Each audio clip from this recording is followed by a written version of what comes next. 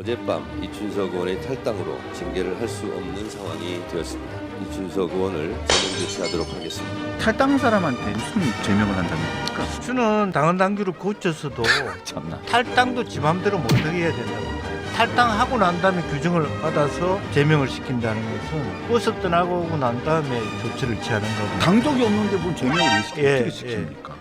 그래서 저는 그 의원직 제명이라고 사람들이 얘기하길래 근데 절대로 그 의원직 제명까지 시킬 그런 입장에 있는 사람이 아닙니다. 그렇게 또 뭐 정치적으로 그렇게 깨끗한 사람이 아니기 때문에 그래도 정청래 의원도 모욕도 하고 그러는데 뭐 깨끗이 않다 이렇게 얘기하니까. 정치적으로 정치적으로.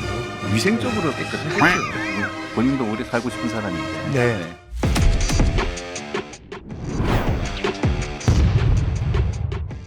자, 이춘석 전 법사위원장 민주당 사선 의원이었죠. 이제 네. 무소속인데 저는 어제도 말씀드렸지만 탈당한 사람한테 정청래 대표는 무슨 제명을 한다는 겁니까? 그래서 저는 좀 그 당헌 당규를 고쳤어도 참나. 탈당도 지 맘대로 못하게 해야 된다고 봐요. 맞습니다. 공무원들도 그건 보면은 마찬가지입니다. 사실 무슨 문제가 있을 경우에는 그 사직서를 안 받아주잖아요. 네. 그리고 탈당하고 난 다음에 규정을 받아서 제명을 시킨다는 것은 버스 떠나고 난 다음에 지금 조치를 취하는 거고. 당적이 없는데 무슨 제명을 왜 시켜? 예, 어떻게 시킵니까? 그래서 저는 그래서 의원직 제명이라고 사람들이 얘기길래 근데 절대로 정청래 대표가 의원직 제명까지 시킬 그럴 배짱이 있는 사람이 아닙니다. 그렇게 또 뭐 정치적으로 그렇게 깨끗한 사람이 아니기 때문에 저한테도 사과 안 한 사람인데 무슨 뭐 그런 걸 하겠느냐. 그래도 정청래 의원도 모욕도 하고 그러는데 뭐 깨끗이 않다 이렇게 얘기하니까. 정치적으로. 정치적으로. 위생적으로 깨끗하겠죠. 뭐 본인도 오래 살고 싶은 사람인데. 네. 자, 그런 의미에서 저는 아마 대통령실에서도 바로 그 국정기획위원회 이분과 위원장을 날리고 하는 것은 경우에 따라서는 저는 이춘석 의원은 국회의원 제명감이라고 생각하고요. 제명시켜야 된다 그렇게 생각을 하고 제명시키지 않았을 경우에 사실은 일주일밖에 안 남았거든. 국정기획위원회가 이제 8월 13일 되면 한 120개 정도의 국정과제를 발표합니다. 그런데 그런 여러 가지 어떤 그 활동이 다 헛수고가 되거든요. 지금 뭐 전수조사를 하냐, 감사원 감사를 받아라 이렇게 되기 때문에 그런 의미에서 조금 더 확실하게 이준석 의원에 대한 확실한 어떤 국회윤리위의 해부 제명 표결까지 가야 되는 그런 것들이 필요한 거 아닌가. 그래야만 그나마도 이재명 대통령의 국정기획위원회가 무난한 마무리를 할 수 있지 않나 그렇게 생각되고 실제로 정청래 대표는 그런 얘기를 하지 못하더라도 대통령실이 오히려 그런 부분을 강하게 주장할 가능성도 있다 그렇게 봅니다. 그리고 지금 점점점 내용들이 또 밝혀지고 있는 내용들이 보면 신용으로 샀더라고요. 주식을. 네. 자기 돈으로 안 사고 증권사에서 돈을 빌려가지고 미수라고 하죠. 미수로 해서 돈을 샀는데 본인이 또 아까 말씀하신 것처럼 국정기획위원회에서 이 AI 관련된 업무를 담당했던 그 위원장이었잖아요. 네. 그러니까 얼마나 이게 정보를 미리 알고 있었고 그 주식이 뭐 굉장히 오를 것이라는 걸 확실한 정보를 갖고 있었다는 의혹을 가질 수밖에 없는 상황이에요. 네. 그러니까 남의 돈을 빌려가지고 증권사에서 돈을 빌려가지고 투자를 그래도 시간적으로 좀 이제 확실한 타이밍을 뭐 좀 빨리 긴급하게 했을 필요가 있었기 때문에 본회의장에 들어가서 그런 조치를 하지 않았겠나. 그러니까요. 네. 본회의장 안 들어가가지고 가상자산 투자는 24시간 가능하지만 주식시장은 개장과 폐장이 있지 않습니까? 그렇기 때문에 본회의장에서 해야 되는 사항이 있는 거죠. 그러니까 발표 시간도 맞춰가지고 발표 뭐 직전이었나 직후였나 그 20분 사이를 두고 매도를 시도를 했던 거 아닙니까? 그러니까 우선은 첫 번째는 이춘석 의원 그 보좌관을 포함해서 첫 번째 발언을 잘못했고요. 핸드폰을 잘못 알고 들어갔다고 무슨 말이야? 그립감이 다릅니다. 자기 핸드폰하고 남의 핸드폰 그리고 그립감이 이제 다른데. 제가 이번에 느꼈는데 차명 계좌라는 뜻은 차 보좌관이란 차씨 이름의 계좌다. 그건 확실하게 차명 계좌 맞아요. 맞아요. 차명 계좌입니다. 네. 차 씨의 이름을 가진 뭐 자의 예, 계좌, 계좌다. 차명 계좌죠. 예. 그렇죠. 유명 계좌가 아니죠. 차명 계좌. 그거는 뭐 충분히 해명이 됐습니다. 그 해명은 잘 하신 것 같아요. 예. 네. 그런데 아니라고 했잖아요. 또. 근데 사실은 이분이 보니까 또 국대위 있을 때 한번 했어요. 했죠. 그때는 이춘석이라는 이름은 안 나왔어요. 다만 그때도 차씨 성만 나왔어요. 아. 그때는 이름이 안 나왔고. 예. 그래서 이게 재범이거든. 재범. 그럼 그때부터도 계속 지속적으로 하셨다는 거예요. 예. 얘기네요. 습관적 차명 습관적으로. 계좌를 한 거죠. 이게 국회의원들 재산 등록 그 신고를 할 때 보면 오늘 뭐 어떤 신문에도 그런 내용이 있는 모양인데 신고 시점을 기준으로 해가지고 전후로 그 시점에서만 신고를 하면 되는 모양이더라고요. 네. 그런데 사실은 국회의원들의 그 기존의 전통적인 레거시 금융에서는 국회의원의 재산 등록을 하면 사실은 뭐 3개월에 한 번인가 1개월에 한 번씩 전체 국회의원이 소유하고 있는 계좌를 다 뒤져보았다는 그게 옵니다. 그런데 지금 현재 이분의 문제는 뭐냐면 주식이 전혀 보유가 돼 있지 않아요, 본인. 그러니까 그런 부분이 이제 차명 계좌의 문제고 또 하나 가장 큰 문제는 사실은 가상자산의 문제는 지난번에 김남국 의원 때 이제 그런 법을 부랴부랴 만들긴 했으나 사실은 국내 거래소에 있지 않은 다른 그 해외 거래소에 있는 자산은 우리가 핸들링할 수가 없어요. 그렇죠. 번접하기도 어렵고 그렇죠. 예. 또 자산이 굉장히 변동성이 많아가지고 코인의 경우에는 사실 그게 액수로 규정하기도 참 어려운 부분은 사실이 있습니다. 예. 그런데 보좌관들도 4급 이상 보좌관들도 이 신고를 하게 되어 있지 않습니까? 그런데 이 참모 보좌관은 신고를 하지 않았나요? 그것도 좀 궁금하긴 하더라고요. 그렇지만 어쨌든 의원에 비해서 보좌관에 대한 스크린은 그렇게 높지는 않은 것으로 보여지고요. 예, 예. 자, 일단은 그래서 이춘석 의원 전 법사위원장이었죠. 자, 이춘석 의원 사선 의원입니다.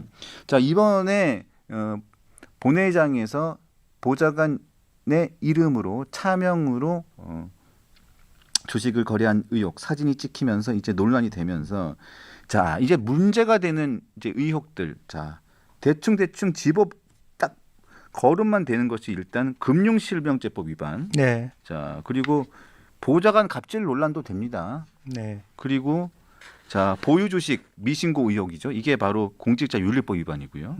자, 이분이 국정기획위 아까 말씀드렸지만 국정기획위원회 제2과장으로서 이게 AI 정책을 담당했고 그것을 선정하는 데 직접적으로 관련했던 주 책임자이기 때문에 또 국회 법사위원장이었고 그렇기 때문에 전형적인 이해충돌에 해당하는 거고요.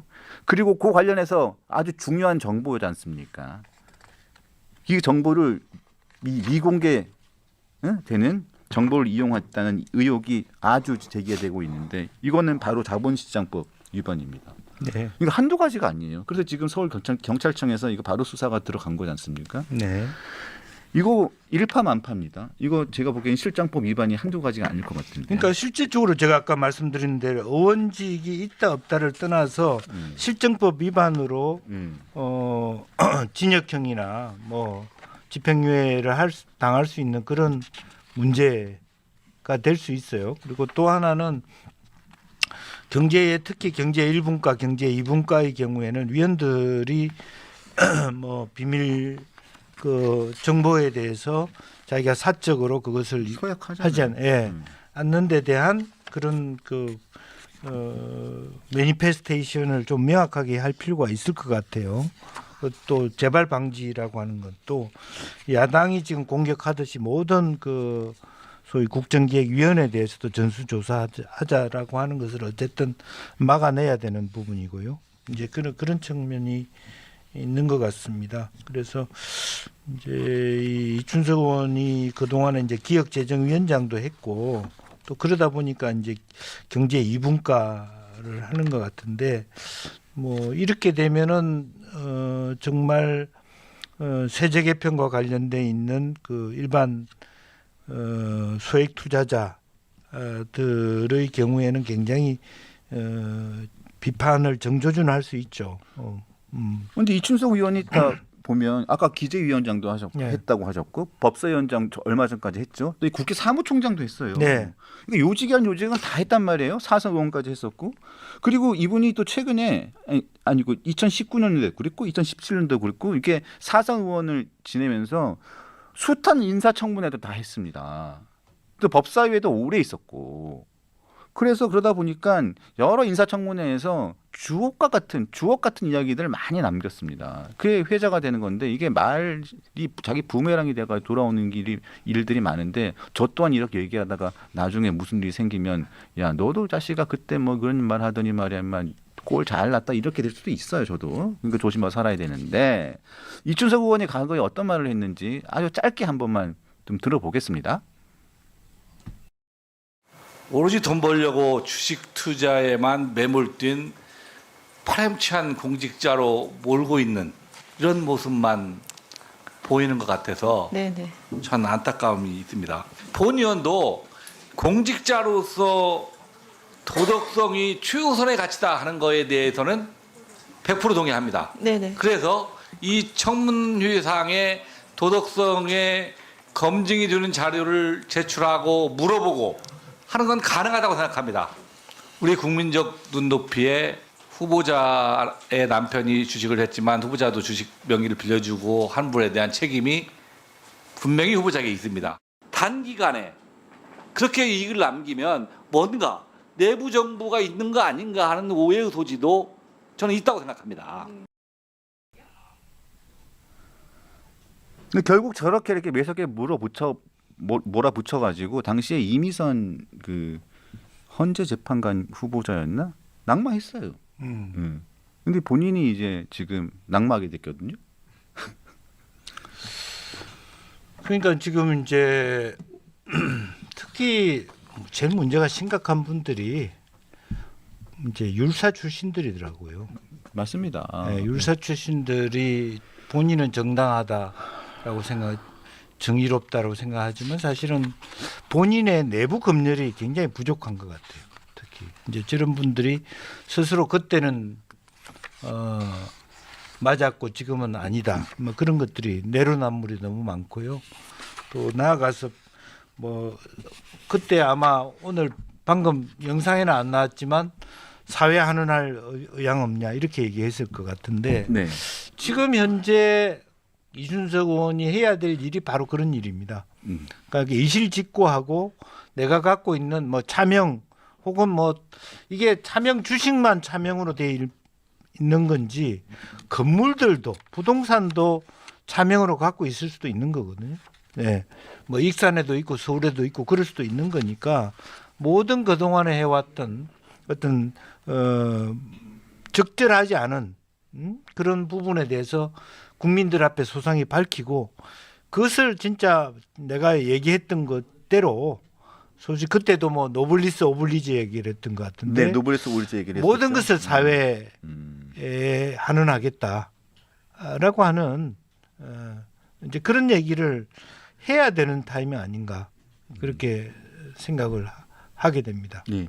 제가 좀 다시 말씀드리면 이미선 재판관은 임기를 다 마쳤고 다른 사람이었습니다. 그렇죠. 예. 다른 사람이 요 문제 때문에 다른 사람이 좀 문제가 됐다는 얘기를 하시는 제가 수정을 해드립니다. 자, 그러고 난 다음에 맨 처음에 이 문제가 생기고 난 다음에 아까 말씀드렸지만 정청래 대표가 뭐 윤리심판원에 넘긴다고 했는데 이춘석 의원이 그냥 탈당 바로 해버렸죠. 탈당해버리고 그런 다음에 탈당한 사람한테 제명한다고 했었어요. 그래서 그거는 지금 이제 민주당 차원에서의 윤리심판원에 넘긴다는 것은 쇼에 불과한 것이고 그게 아니라 지난번에 김남국 의원 했던 것처럼 국회 윤리위원회 해부를 해서 제명안을 내야죠. 그렇죠. 네. 그게 진정성이 있는 네, 민주당의 네. 자세죠. 예. 예. 아마 이렇게 냈을 경우에 대통령실도 반대하지 않을 걸로 보여요.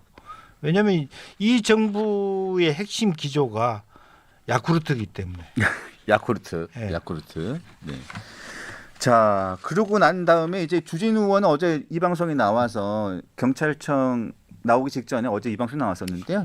방송 나오기 직전에 경찰청에 직접 가가지고 이춘석 의원을 고발을 했습니다. 예. 고발장을 접수를 하고 왔고 그리고 특검법안을 아마 오늘 제출을 할 겁니다. 특검법안을. 그래서 이 방송에 나온 게 어제 저녁에 제가 출연한 이것이 정치다에 네. 그대로 인용이 되더라고요. 아 그렇습니까? 예. 저는 뭐 안 봤습니다. 네. 안 봤습니다. 나도 안 봅니다. 그렇습니까? 네. 예, 좀 보세요. 네. 좀 보시고 그래가지고. 저도 바빠요 나름. 그래서 특검법안을 아마 오늘 제출을 할 텐데 뭐 제출을 하더라도 민주당에서 안 받으면 그만이죠 뭐. 그렇죠. 예. 예. 근데 이거 안 받을 수 있을까요? 우선은 뭐 특검법안을 제출한다라고 하는 건 특검법안에 동의하기보다는 여당에 대한 압박이다라고 하는 측면이 있는 것 같아요. 정치적 의도는. 그러니까 현실적으로는 특검을 민주당이 받지 않지만 특검을 받지 않은 대신해서 민주당 스스로가 어느 정도까지 이 문제를 스스로 정리해 가느냐라고 하는 것이 여론에서 한번 지켜볼 대목인 것 같아요. 네.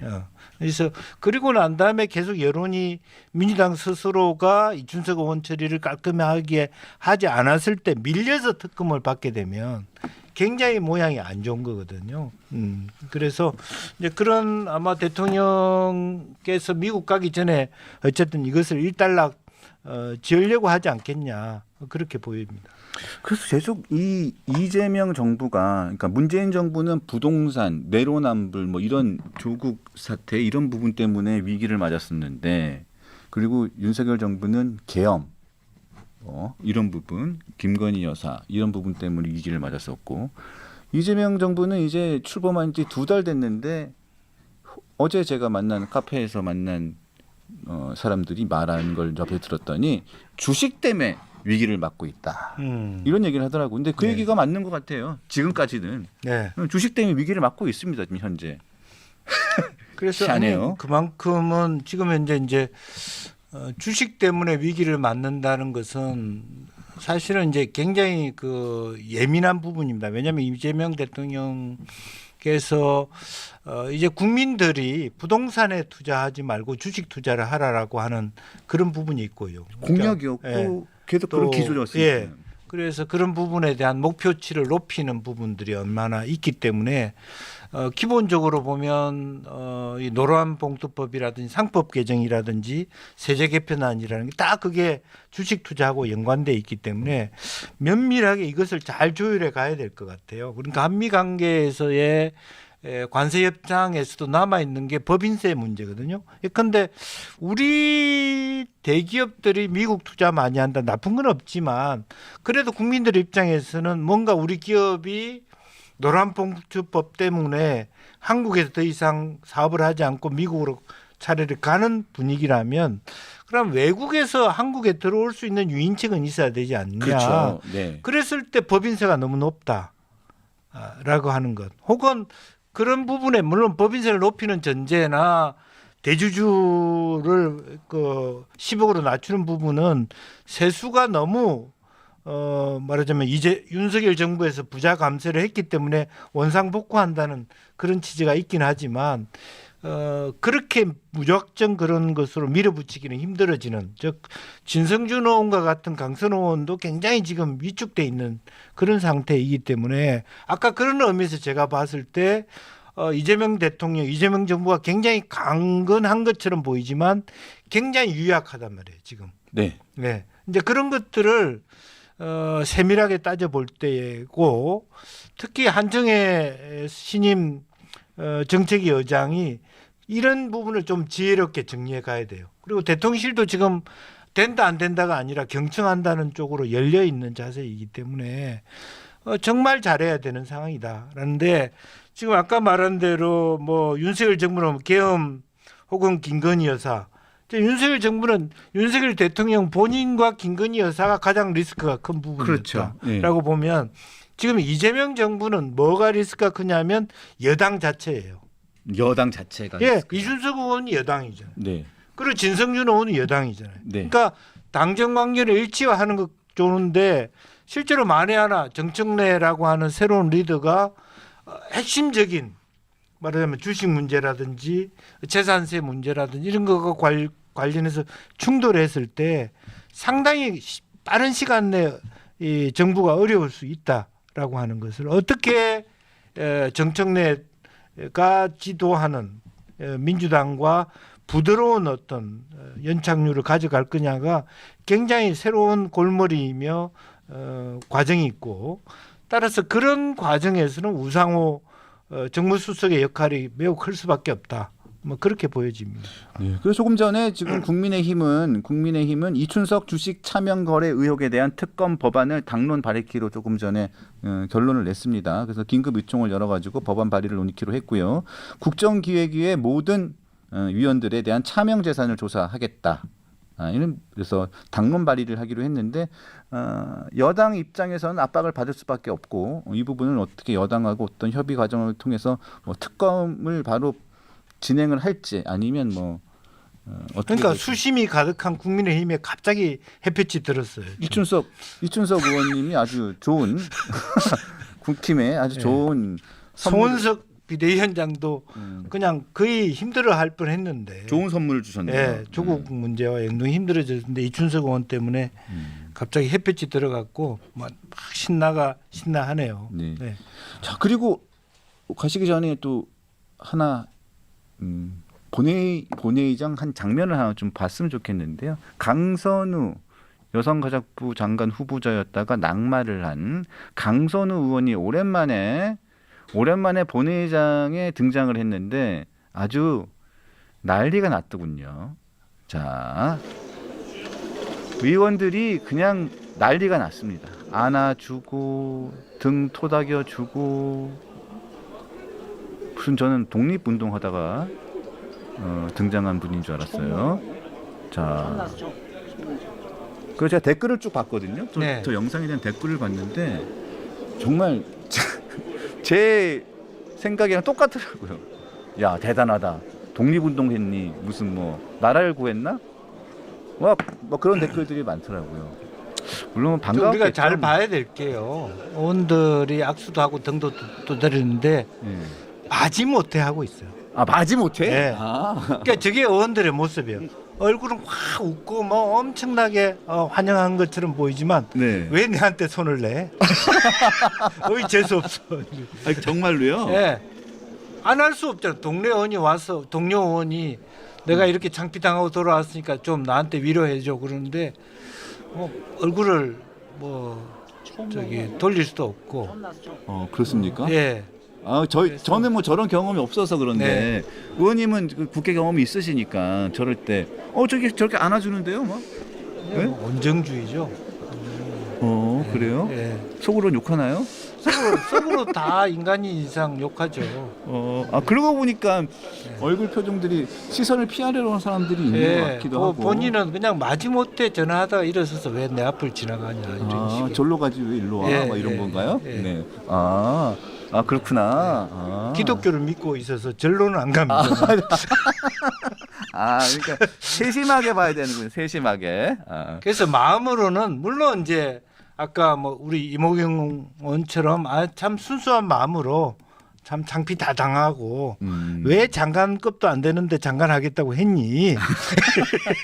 네가 이렇게 안아주고 네가 갈 자리가 거기가 아니었어. 막 이런 다 뜻이니까. 터닥거리면서 내 차례야 이렇게 얘기할 수 있는데 어쨌든 뭐 어쩔 수 없이 의원이 되면 그렇더라고요. 자, 이렇게 말씀을 드리는 순간 국민의힘 컷오프가 발표됐네요. 자, 대표 경선 컷오프 주진우 의원이 탈락했습니다. 어제 어제 저와 함께 방송을 했는데 네. 하필이면 어제 방송한 제 친구가 탈락을 했네요. 자, 아무래도 당은 뭐 조직력이니까요. 네, 김문수, 안철수, 장동혁, 조경태 네. 4명이 대표 후보로 글쎄 뭐 올라갔습니다. 안철수, 조경태 이분들이 4명 안에 들었다는 게 뭐 의미가 있을까요? 네. 미리 탈락되는 게 훨씬 속편하지. 네. 돈도 덜 쓰고. 네. 근데 본인은 크게 기대하고 있었는데 좀 안타깝게 됐네요. 개인적으로. 크게 기대했어요? 네, 기대하고 있었습니다. 예. 자, 그런 분이었군요. 네, 그런 분이었습니다. 네. 네. 자, 오늘도 나오셔서 감사드리고요. 네. 다음 주에 뵙겠습니다.